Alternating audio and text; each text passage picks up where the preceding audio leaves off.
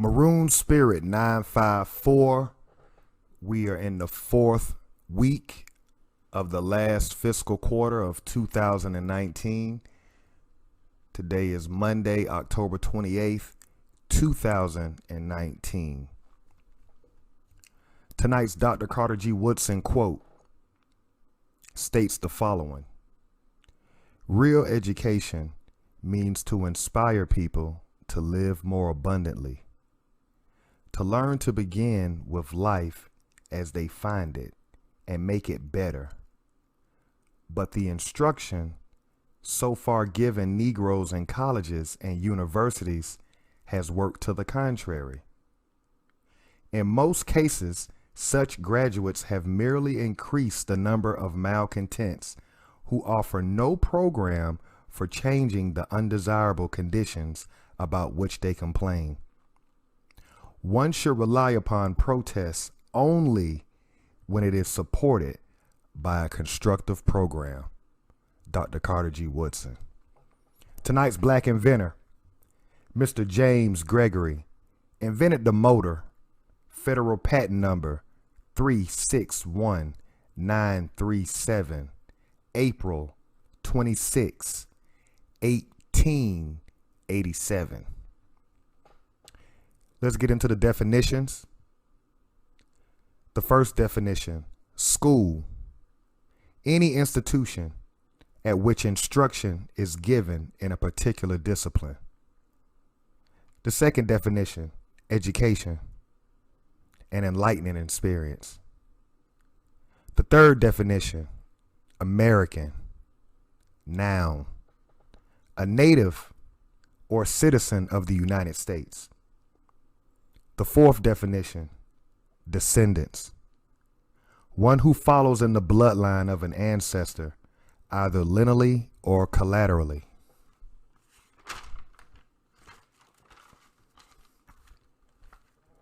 The fifth definition: slavery, a situation in which one person has absolute power over the life, fortune, and liberty of another. The sixth definition: treaty, an agreement formally signed, ratified, or adhered to between two nations or sovereigns. The seventh definition: reparations, the act of making an amends for a wrong. So those are the definitions. And the Carter G. Woodson quote for tonight, it speaks real loudly in 2019 that being born in the 70s and being a member of Generation X, and my generation was the first one to go through all schools, elementary, middle, high school, and post-high school, with all groups of people. We have a high number of college-schooled people amongst our American descendants of slavery group.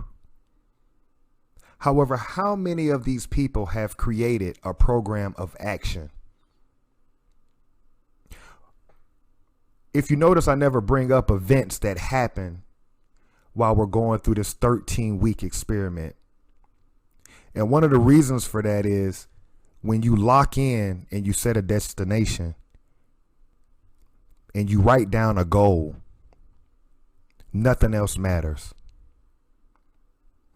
But tonight, with this particular quote, I want to use an example of how this quote from Dr. Carter G. Woodson from the book, The Miseducation of the Negro, which was written almost 100 years ago, how this still applies today, that we have so many highly schooled Negroes, college schooled, yet nobody can come up with a practical program of action for our group. I want to use an example. We all know about the shooting that happened in Fort Worth, Texas, of Atiana Jefferson. I believe her first and last name should be correct. And One of the officers of the court, aka attorneys that's representing that family, has decided to do a 1-day protest. Key words, 1 day. Can you lose weight in 1 day? Can you develop muscles in 1 day? So the idea that these college school Negroes have us doing 1-day events and we're calling them movements.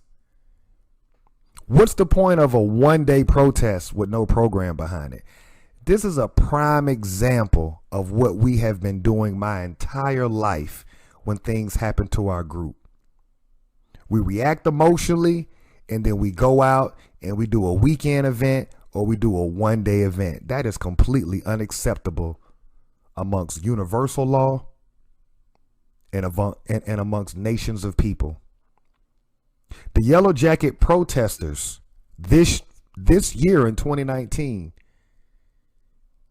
they rioted in Paris for weeks and months. The situation in Hong Kong, South America,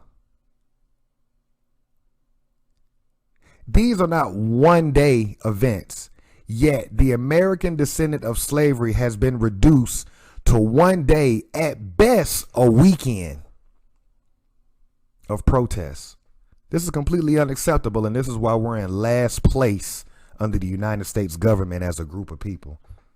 I just wanted to interject that. So what we're going to do is I'm going to do a recap of the Seminole Wars. The last video ended off the third Seminole War, which we understand that Seminole War never officially ended because there was no treaty signed. That explains a lot about why we had Jim Crow. That explains a lot about why we had convict leasing. Why there was 100 years of war and segregation after the Civil War, because that war never ended. Learning our history helps us understand our plight under this government called the United States. So let's get into the first point of the recap of the Seminole Wars. 1823, the Treaty of Moultrie Creek. Have you read that treaty? If you're an American descendant of slavery, how can you call yourself an American and your ancestors, including yourself, have been on this land for 400 years?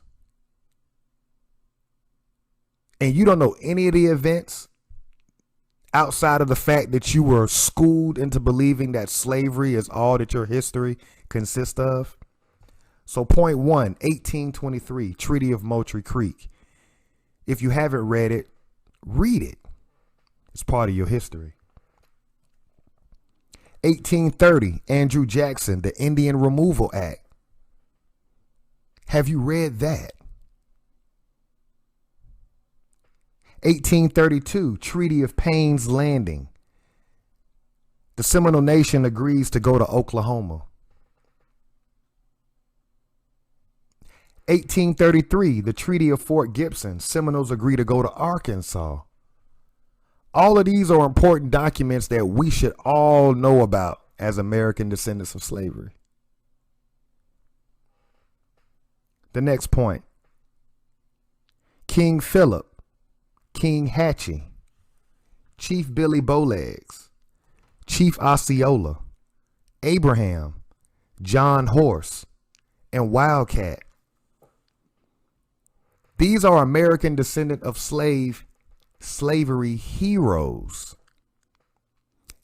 Have you took time to look them up and tell your kids about them? Because at the end of the day, it's about the kids. Because see, we have 3 classes of people within the American descendant of slavery group. We have the old timers, which are the elderly. A lot of those have been broken spiritually, mentally. You can't save them. They don't want to know about this. They've been compromised. Then you have those middle-aged American descendants of slavery, Generation X. They're in the prime of their lives. A lot of them you're not going to be able to save. And then you have the kids that are still innocent and pure. And you can stop, or we can stop, the miseducation of that next generation by teaching them about the positive things of our history and not allowing the school system to only tell them about the negative. If you haven't taken time to look up those American heroes, take the time out and read 1 hour a day to your kid about American descendant of slavery heroes. Let's get into our enemies. As Americans, being on this land and under this government and under the legal construct of slavery for 400 years, let's get into some of these enemies that we have. Number 1, James Oglethorpe. Any militia, Tennessee Volunteers, Patriots, the Creek Nation, the Delaware Nation, the United States Army, the United States government, King George II of Europe were all enemies. Let's get into the next point. Both the Seminole and Maroon nations raided plantations to rescue their people. So, after learning about the first 3 Seminole Wars, we understand that Native Americans were being enslaved. We also understand that American descendants of slavery were being enslaved. But we also know that those American descendants of slavery who escaped the legal construct of slavery, organized and were a part of the Maroon Nation, were in turn going back to those same plantations and rescuing their people. At the same time, we also know that the Seminole Nation was raiding plantations and rescuing their people that were being captured and put into the legal construct of slavery during the Seminole Wars. The next point. The Maroon Nation never signed a treaty. It is what it is, people. We were born into this. Your skin is your sin under the United States government. Unfortunately, they targeted dark-skinned people for the legal construct of slavery. We're the only group on this land that, when we were organized, had our own army and had our own nation down in Florida. We never signed a treaty with the United States government. It is what it is. It's a harsh reality. But our eyes need to be open and the truth needs to be told so that we can look at all the quote unquote other nations of people that have treaties on this land with the United States government. We have to look at them for what they are in relationship to our history. They're either outright enemies or they switched up and sold out on us. It is what it is. Next point, as I mentioned a little earlier, the Third Seminole War never ended. This should make clear to you convict leasing, slave codes, Jim Crow. Okay? The war never ended. We were just schooled into believing that it was, but officially it never ended. So the terror that we constantly are under, it's not a figment of our imagination. It's just time for us to get real. So now we can see at the conclusion of the Third Seminole War, and when I mean conclusion, I mean now that the Seminole Nation and other Native American nations are willing to go west and stop the fighting When I say west, I mean west of the Mississippi River. Understand, the European, by 1858, his 13 colonies are established on the east coast of North America. And he has a territory called Florida. And at this point, he's looking to expand his plantation south of Georgia and going into North Florida with his cotton enterprise. And so he's looking to push the Native Americans and those respective nations west of the Mississippi River, because he doesn't know what's west of the Mississippi River. He thinks by sending us west of the Mississippi River, we're out of sight, out of mind. And so here we pick up the next part of our history, which brings us to the Trail of Tears. Let's jump back for a second and go back into the Seminole War time frame. To be more specific, we're going to go to May 28th, 1830. Andrew Jackson signed into law the Indian Removal Act. So that man that's on the $20 bill as of 2019, one of our most arch enemies, he signs the Indian Removal Act. And of course, immediately, a lot of Native Americans started heading west toward Arkansas and Oklahoma. But by 1860, by the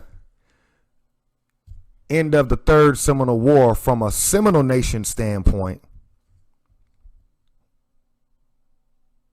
this is where it gets ugly. This act, the Indian Removal Act, sent 5 nations of Native Americans west of the Mississippi River. So 5 nations went west of the Mississippi River. Over 60,000 Native Americans and Maroons were sent to Oklahoma and Arkansas. Can you wrap your mind around how many people 60,000 would be? Can you picture the United States military coming into any major city in the South in 2019 and removing 60,000 people? Cultures and traditions were uprooted by Army troops. Americans were sent to alien climates and locations. So imagine the Army just coming through and just basically just uprooting you from the place where you had your routines, where you would normally go on any given day or any given time. All of that's been altered and changed at the drop of a dime. Homes were burned, livestock, tools, and personal possessions were seized and destroyed. So not only do you have to go west of the Mississippi River to ensure that you don't come back, they burned, destroyed, and stole everything you had within your nation. So in order to be a nation, you have to be organized, which means you have an army, you have a military. When you're organized, you have a secretary who's going to keep records, and you have to have a treasurer, somebody who's going to do the banking for you. So when you're forced to move, all records were burned, seized, or destroyed. What about from a religious standpoint? Those things or those practices that you used to participate in within your group of people, the different tools or the different rituals with the tools that accompanied you when you were practicing those things were either stolen or destroyed or burned. Wrap your mind around that for a minute. That's how you destroy a people. That's one way how you destroy a people. You burn their history, you steal it, or you make them move away from it. In front of federal bayonets, Americans went westward in midwinter. So to add insult to injury, not only are you burning, seizing, and making people relocate behind bayonets and rifles, you're also making them relocate in the middle of the winter. Medieval. 1830 to 1860, Native American and Maroon population declined sharply. A lot of people died going west. A lot of people died going west. Imagine if you're living in Florida right now. Or imagine if you're living in Georgia in 2019. And you're forced to move to Oklahoma during the winter, or Arkansas during the winter. That's a big climate change from a tropical scene to a scene where it's -10 during the wintertime. A lot of people died. 1830 to 1860. European population increased within North America, and the amount of slaves increased also. So do you see what's going on right here? You're forced to move during the middle of winter. So while the Native American and the Maroon population is declining,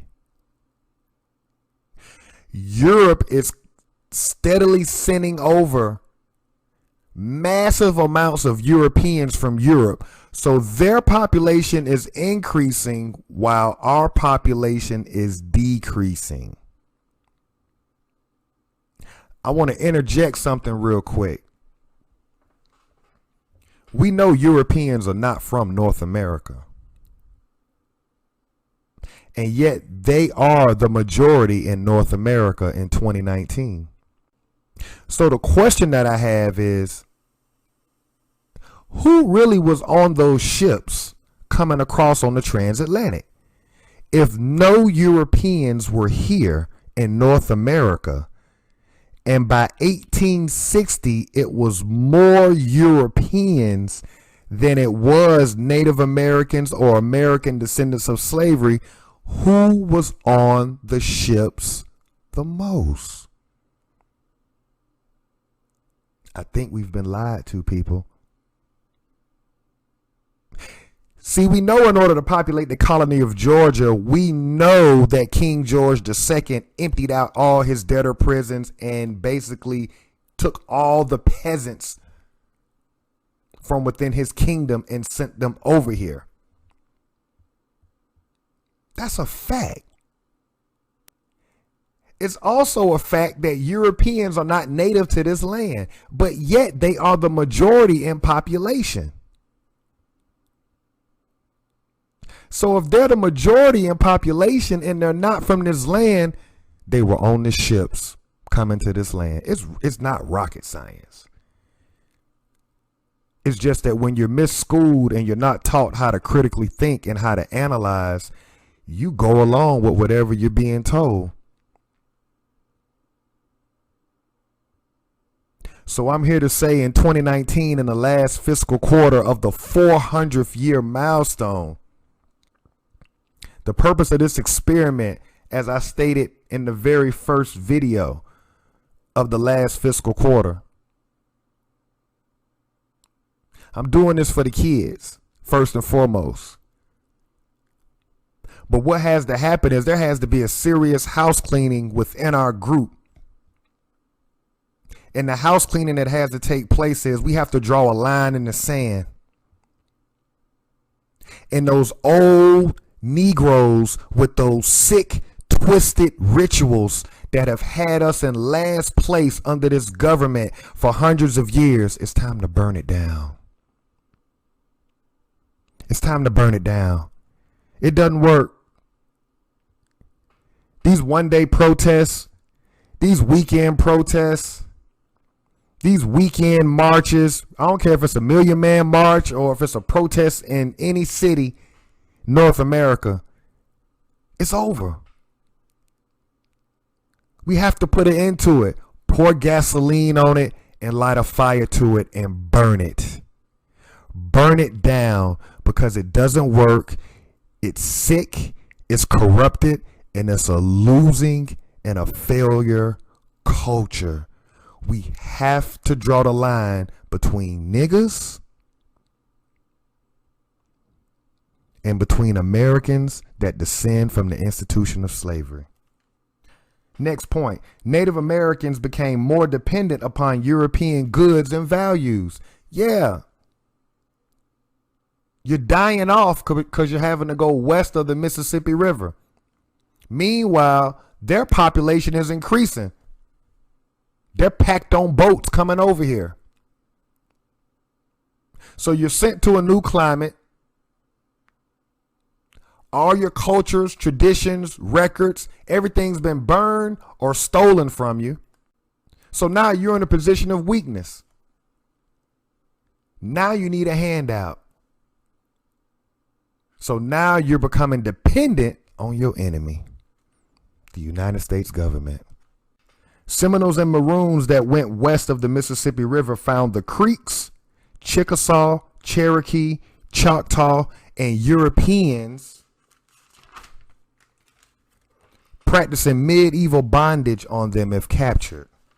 So not only have you lost all your records, and not only have all your historical and traditional, not only land, but valuables been either burned or stolen from you, on top of that, you're going into foreign land or a new land and you have more enemies.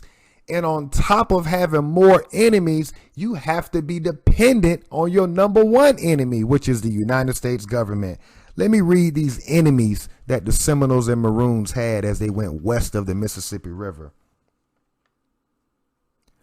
The Creek Nation, the Chickasaw, Cherokee, Choctaw, and Europeans. They were all headhunting as we went west of the Mississippi River. The United States government spent 3.5 cents a day per Seminole on food and clothing. I want to interject something right here. So the United States government spent 3.5 cents a day on food and clothing for the Seminole Nation people. Does that sound very familiar today?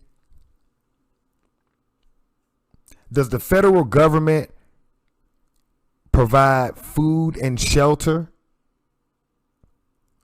for the American descendant of slavery women in today's society? See, it's very important to know your history because the same plays that they ran on the native nations, which allowed them to take those mighty nations with mighty armies and dissolve them down to a state where they're on reservations and they're completely dependent upon the United States government. Now you have to look at our group. We're the outside group. We're the American descendant of slavery group. The black man doesn't get a stipend. The American black man does not receive a stipend from the United States government.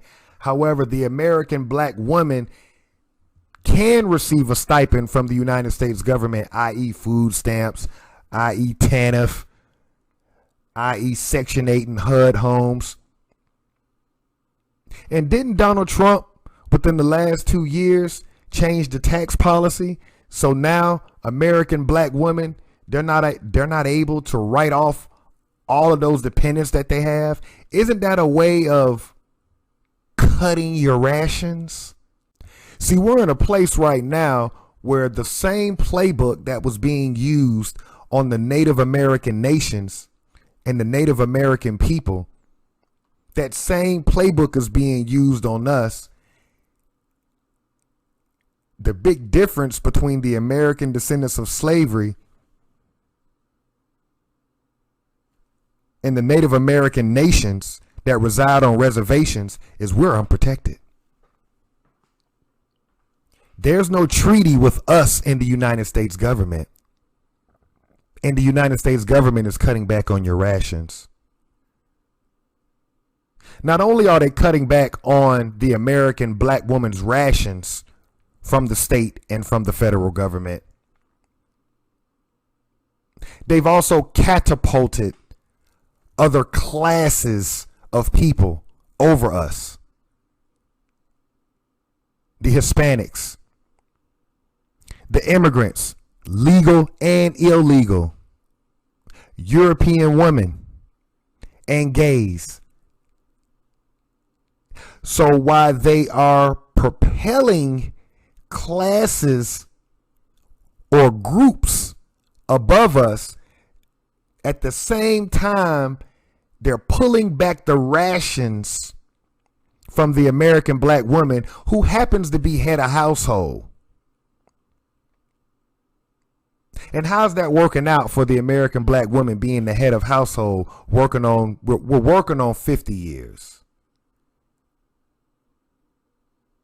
Because this welfare state started in the 1970s, which is the decade that Generation X was born. So how's that working out with the American black woman being head of household? We have a school to prison pipeline now. I wonder if that would have ever happened with the American black man being the head of the household and having a high percentage of American black teachers and principals within the school system. I wonder if the American black man would have ever agreed that, yeah, you can take my son and you can project him to be in a prison system by the time he's in the 3rd grade based on test scores. I wonder if the American black man would have allowed a school to prison pipeline as head of household. I wonder if the American black man would have allowed a prison industrial complex to be overwhelmingly populated with his own people. Now, I'm not throwing the American black woman up under the bus, but what I am saying is this reality that you can be head of household and have a strong nation of people is an utter stupid idea, and it's a historical failure. We got to own it. We got to pour gasoline on it and we got to set fire to it. It doesn't work. It is destroying us. And let me put the cherry on top of the whipped cream. The third biggest factor with the American black woman being head of household, look at the amount of the gay population of black men and black American women over the last 40 years. With you calling all the shots and getting all the degrees and getting all the good office jobs. How's that working out for us as a group? And at the same time, now they're cutting back on your rations. We're in a very vulnerable state, people. We're in a very vulnerable state as we end this 400th year milestone. The only thing we can do at this point is get all the way real. Draw a line in the sand and separate the niggas from the American blacks. Next point. Seminoles are now the target of slave hunters and raiders. Yeah, so you're at your weakest point right now. You're dependent on 3.5 cents a day in food and clothing from the United States government. You're out of bounds. You're an alien. You're on foreign land. You don't know how to survive on the land. Your body hasn't gotten adjusted to the climate of the land. And on top of that, you got 5 different enemies. You got your Chickasaw, your Cherokee, your Choctaw, your Creeks, and Europeans trying to re-enslave you in your new territory. At the same time that you're trying to figure out what can be grown in this land. What can we kill in order to cover and protect ourselves so we don't freeze to death? And at the same time, I hope the federal government bring my 3.5 cent ration a day so I can feed myself. Oh, and by the way, when you get desperate like that, when self-preservation can no longer be an active daily activity that you participate in, when your spirit is broken and you're mentally broken, oh yeah, you'll wave the white flag and you will volunteer for slavery. Yeah, you'll volunteer. You'll raise your hand and you will gladly go to the plantation to get 3 hots in the cot. Does it sound like the homeless young black man out on the streets in any inner city today when it gets cold during the wintertime and he doesn't have a place of employment to earn a living so he can feed himself? Will he pick up a brick and bust a window out just so he can go to jail for the winter? Yeah, the same thing happened back in the 1800s to the Seminole Nation. You break a people down and then they'll willingly work for you as long as you feed them and house them and clothe them. So during this process, Creeks and Europeans were the worst. Well, we knew that from the Seminole War, that the Creek mercenaries, that was a special breed. But here again, we see, even going west of the Mississippi River, the Creeks are still a problem. And the European is still a problem.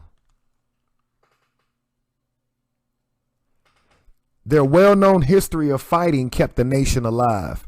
So the only thing that kept the Seminole Nation alive as they go into a new territory, everything that they had in Florida has been burned, seized. You're in unfamiliar land. The only thing that's keeping you alive for those that still want freedom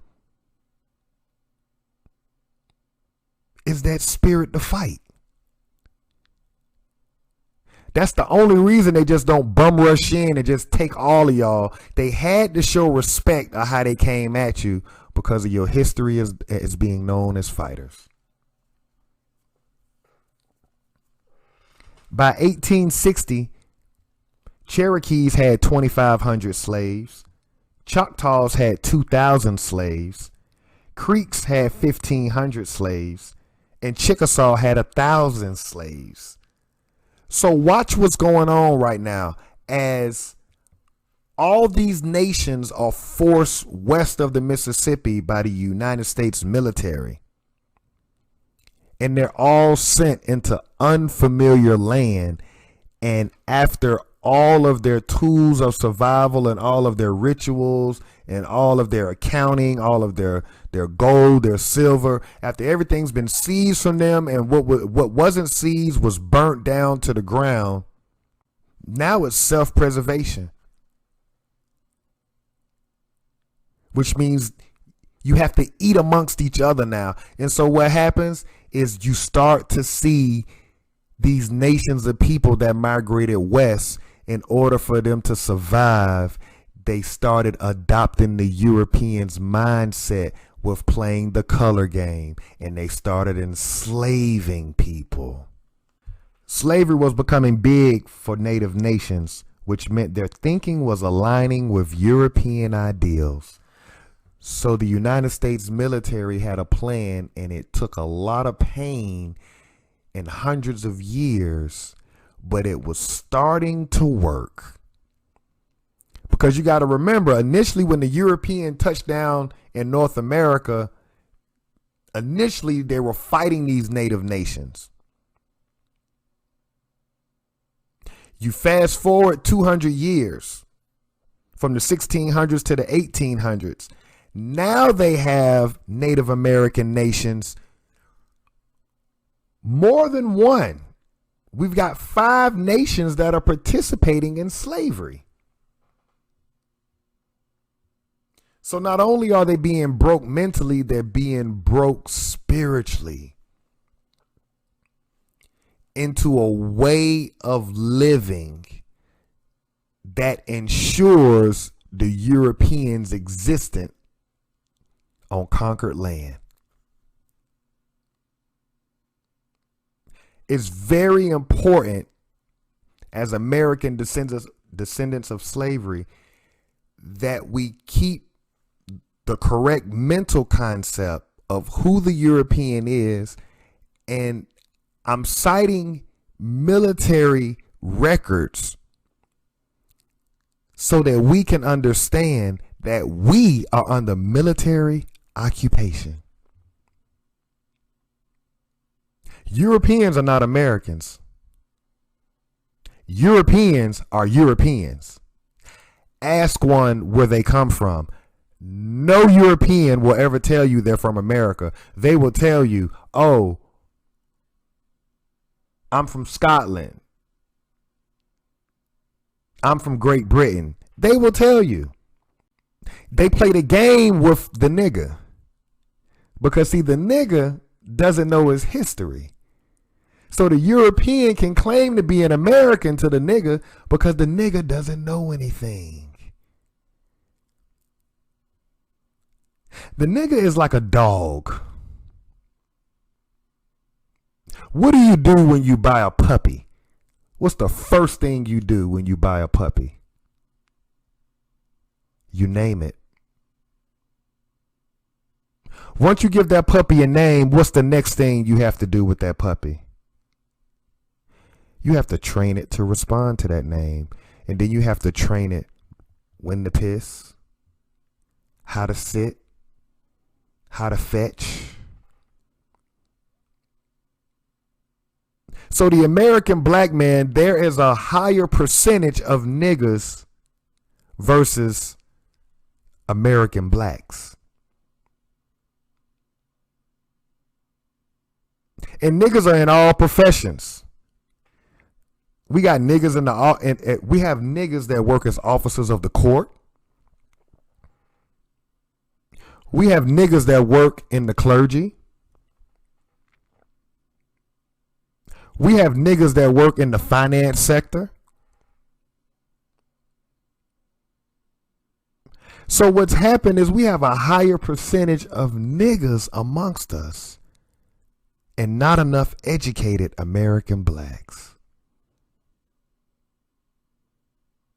Which is why most of us run around and we don't even know anything about the land that our parents and their parents and their parents died on.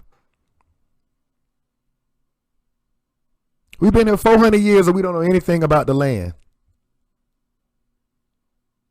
We've been under this government since it was established in 1776 of July. How many American blacks do you think actually read the Constitution or the Bill of Rights or the Declaration of Independence?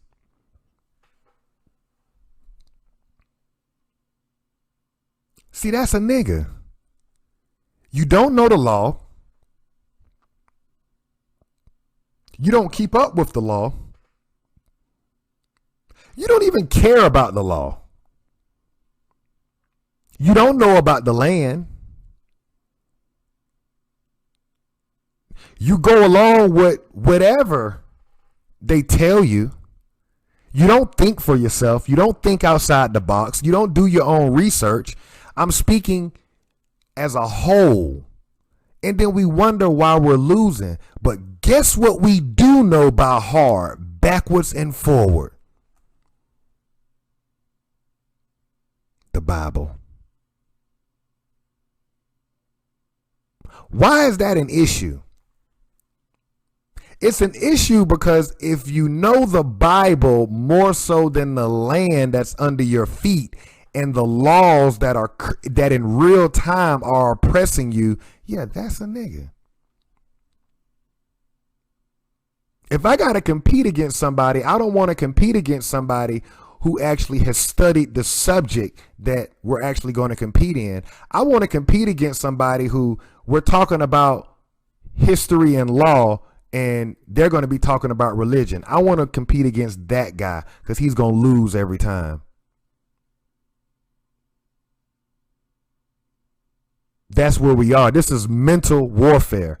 This is psychological warfare. And it's time to be honest about it.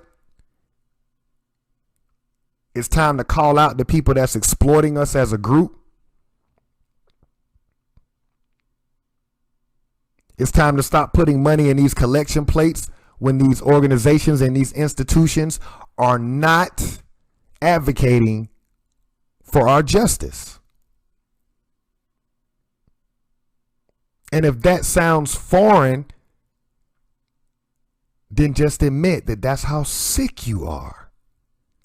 Why are you financing something that is not advocating for your justice? In real life, I'm not talking about life after death. I'm talking about in real life. Why I gotta lose when I'm living and then hope to win when I die, when everybody else is winning while they living? How long are we going to continue to let these people and these institutions and these organizations continue to run game and then pass collection plates?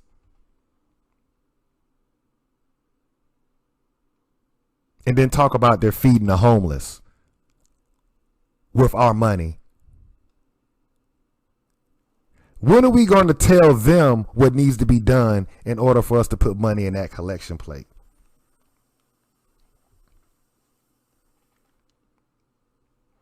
I want to close this video out with a quick conversation about Harriet Tubman.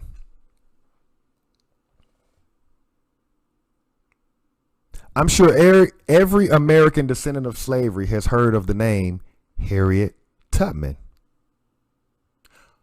What do we know about Harriet Tubman? Well, we know that name is associated with the Underground Railroad.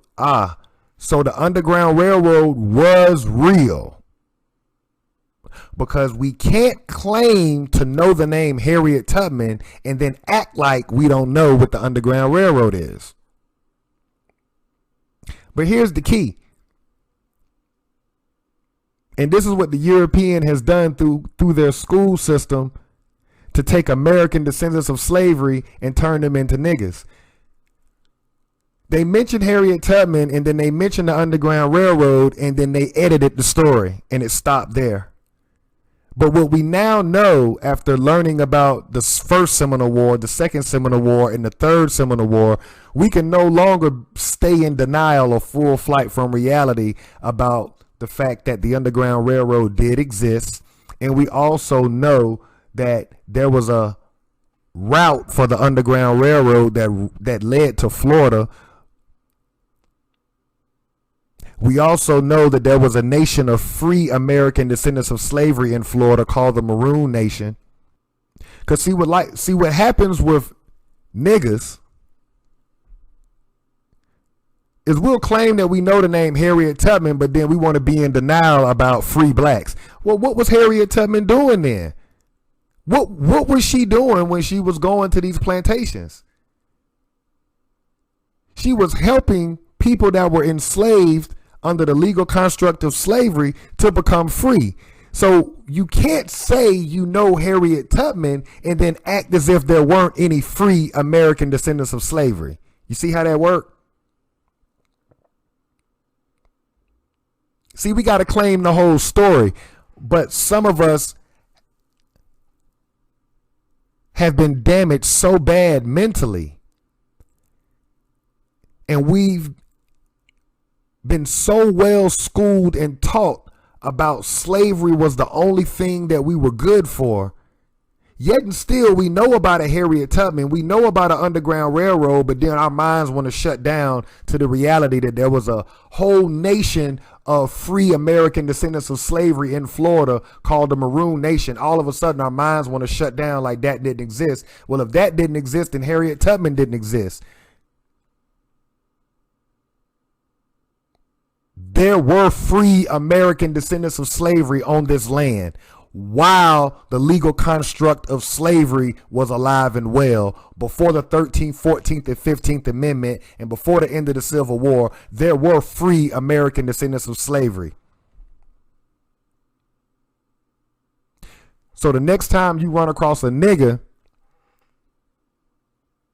who tells you that no, it was only slavery and it was only slaves, you ask them, well, the people who follow Harriet Tubman, what are we going to call them? See, it's time for us to get real, and it's time for us to start telling the whole story. Because what we like to do on the individual level and on a family level and on a group level, right? What we like to do is we like to nitpick about what we're going to talk about and how much truth we want to be real with, or how much truth do we want to accept. And in order for us to be liberated, in order for us to have true justice, in order for us to get reparations, in order for us to be free, we have to be able to accept the good, the bad, and the ugly. And those of us that don't want to accept it, you got to pour the gasoline and you got to light a fire to it. We have to take a page out of what the Jews did. In order for them to liberate themselves, what did they start doing? The first thing they did was started getting rid of the dead weight within their own group. See, when there's a penalty to selling out, when there's a penalty to getting off code, you won't have a host of American black politicians that are not advocating for your group. How do you have American black politicians in 2019 and none of them are willing to fall on the sword for reparations for your people? It's because there's no price to pay. Us as a group are not making it very uncomfortable for the snakes among us to survive. So the idea that we're going to wait for January 1st, 2020, and then we're going to get our act together, that's unrealistic. That's the whole purpose of getting ahead of the game and finishing off the year the way you want to start the new year. You don't wait to January 1st to get your act together. You start prior to, and you create the habits that will bleed over into January 1st.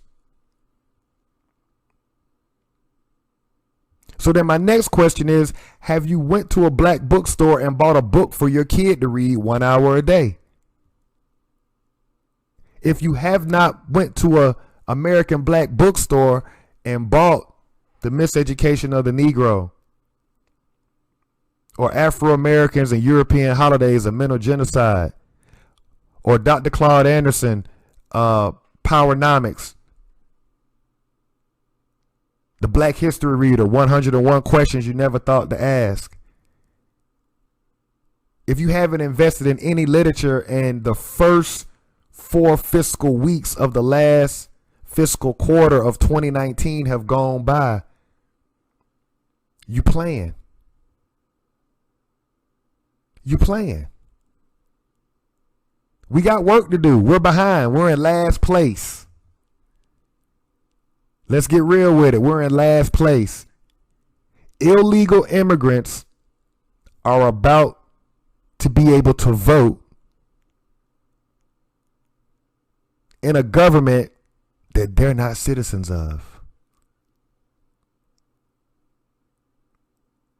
Gays are trying to push their history into the school system.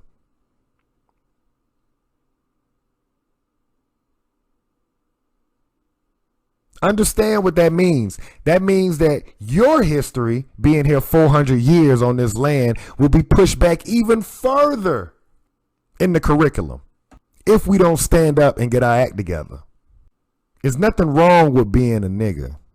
It's only a problem with being a nigga when you know you are and you do nothing about it. We are the gods.